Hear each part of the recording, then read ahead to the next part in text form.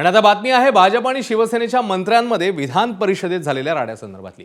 सातारा जिल्हा परिषदेच्या अध्यक्ष उपाध्यक्ष पदाच्या निवडणुकीत भाजपने महायुतीतलाच मित्रपक्ष असलेल्या शिवसेनेचा मोठा गेम केला, कुरघोडी केली।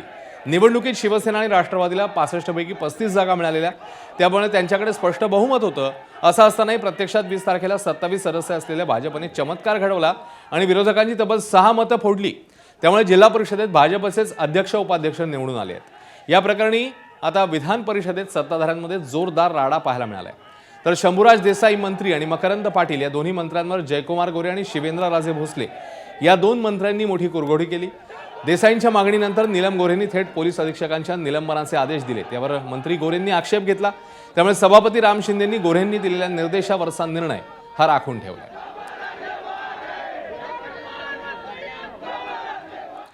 तर विधान परिषदेत नेमका कसा राडा झालाय आपण बघूया। तो एसपी जो वागलाय ना सभापती महोदय, पूर्ण एखाद्या घरगाड्यासारखा वागलाय। त्यामुळे आपण माझी विनंती आहे, त्याला तात्काळ निलंबित करा, बडतर्फ करा सेवेतनं। आज त्याची निवृत्त हायकोर्ट जज मार्फत त्याची चौकशी करा। हा अन्याय आम्ही सहन करणार नाही। एखाद्या आरोपीला ज्या पद्धतीची वागणूक दिली जाती त्या पद्धतीची वागणूक आम्हाला मंत्र्यांना जर या राज्यामध्ये मिळत असेल तर याच्यासारखं दुर्दैव असू शकत नाही। लोकशाही मार्गातून जे सदस्य निवडून आले त्यांना मतदानापासून अगदी मतदानाच्या दारापर्यंत गेलेले सभागृहाच्या तिथून पोलिसांनी त्यांना उचलून नेणं हे अक्षरशः या लोकशाहीला काळीमा फासणारी घटना ही सातारा जिल्ह्यामध्ये घडली।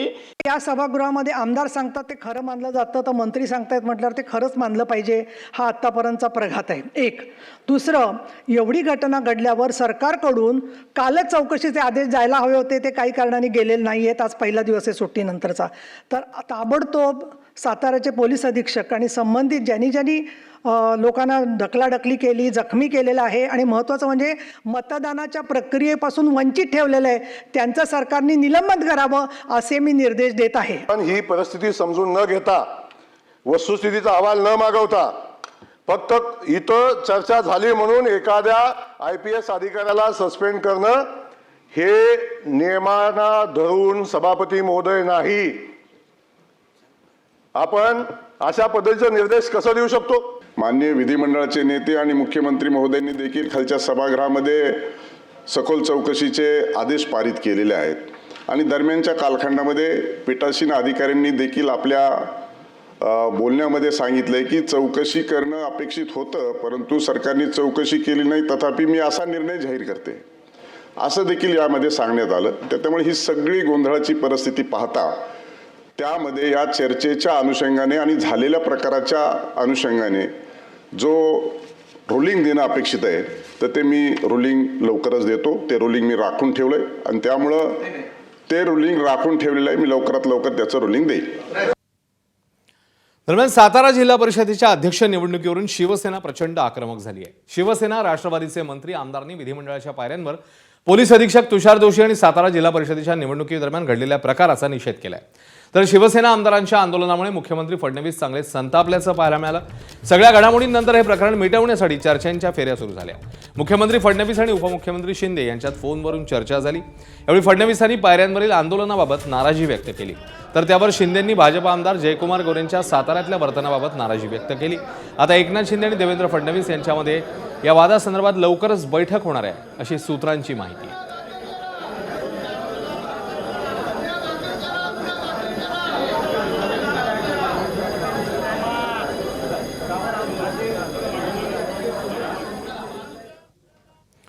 हे सगळं विधान परिषदेत सुरू असताना विधानसभेत उपमुख्यमंत्री एकनाथ शिंदेंनी हाच मुद्दा उपस्थित करून वाचा फोडली। शिंदे यांच्या निवेदनामुळे सरकारची काहीशी कोंडी झाली। उपमुख्यमंत्रीच असे हरकतीचे मुद्दे मांडून न्याय मागत असल्याचं प्रथमच दिसून आलं। एवढ्यात मुख्यमंत्री फडणवीस तिकडे दाखल झाले आणि शिंदेंच्या भूमिकेवर निवेदन करून परिस्थिती त्यांनी सांभाळून घेतली।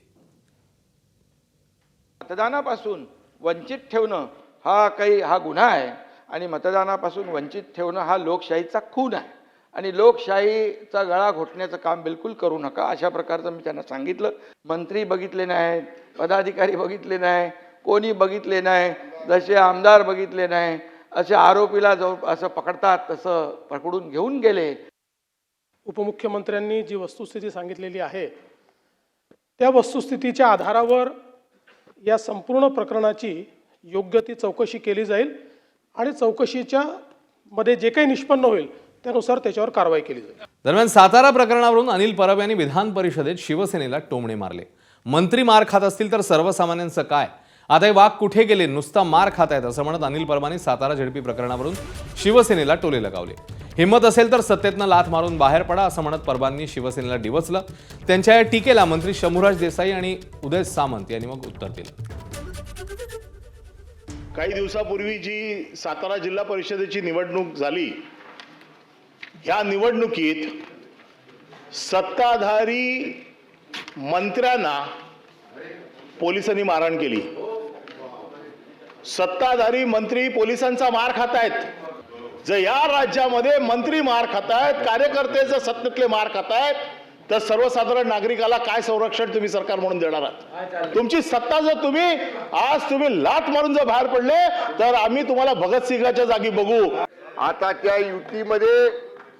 युतीमध्ये काही कटू अनुभव कालच्यासारखे आम्हाला आले, हा भाग सोडा. त्याची योग्य व्यासपीठावरती आम्ही दखल मागू, योग्य व्यासपीठावरती ते दुरुस्त सुद्धा होतील. पण असं बोलण्यामुळं अशा पद्धतीनं कुठेही तुम्ही आम्हाला डिवचायचा प्रयत्न करू नका. माझं एवढंच म्हणणं आहे, फॅक्च्युअल कंडिशन, वस्तुस्थिती आपल्या निदर्शनाला आणली, याचा अर्थ आम्ही हातबल आहोत असं बिलकुल समजायचं कारण नाही. भारतीय जनता पक्षाकडनं तुडवले जात आहेत, स्वतःला वाघ समजतायत. हे वाघ आता गेले कुठे? शेपटी घालून बसलेले आहेत. परमवीर सिंगने ज्यावेळेला कल्याणच्या निवडणुकीमध्ये महानगरपालिकेच्या फक्त थोडा त्रास दिला म्हणून यांच्या नेत्यांनी भर व्यासपीठावरती राजीनामा दिला होता. कुठे गेलं ते शौर्य? कुठे गेली ती ताकद? का फक्त शिवसेनेबरोबर दादागिरी करायची आणि भारतीय जनता पक्षासमोर शेपटी घालायची? हे ह्या सभागृहात मी कधी बघितलं नव्हतं. वरणीवरनं आम्हाला यायला देणार होते. शेपटी घालण्याच्या गोष्टी यांनी आम्हाला शिकवू नये. आम्ही न्याय मागितलेला आहे. आमच्या मंत्री महोदयांनी तुमच्याकडे दाद मागितलेली आहे. हा राजकीय संस्कार आहे आणि ज्यांना संस्कार नाही ते असं बोलतात.